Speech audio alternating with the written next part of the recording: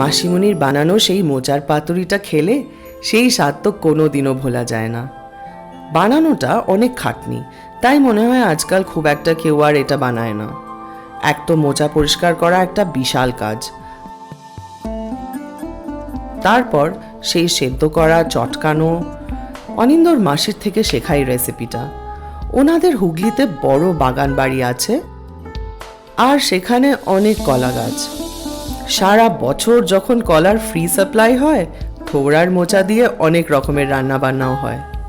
বিয়ের পর একবার ওনাদের বাড়িতে এই মোচার পাতুরিটা খেয়েছিলাম। অসাধারণ লাগে খেতে। ট্রাস্ট মি, এটা থাকলে এক থালা ভাত দিয়ে আর কিছু লাগবে না। আর জানেন এটার স্বাদটা ভালো থেকে এক্সেলেন্ট কি করে হয়? একমাত্র ভালো খাঁটি সর্ষের তেল দিয়ে। ডক্টরস চয়েসের কাচ্চি ঘানি সর্ষের তেল। আজ পয়লা বৈশাখ, কিছু স্পেশাল তো করতেই হবে, তাই এই মোচার পাতুরি, মোচা সেদ্ধ থেকে ম্যারিনেশন সবটাই ডক্টরস চয়েসের সাথে। স্বাদের উৎসবে একটাই চয়েস, ডক্টরস চয়েস। আপনাদের সবাইকে শুভ নববর্ষের প্রীতি ও শুভেচ্ছা।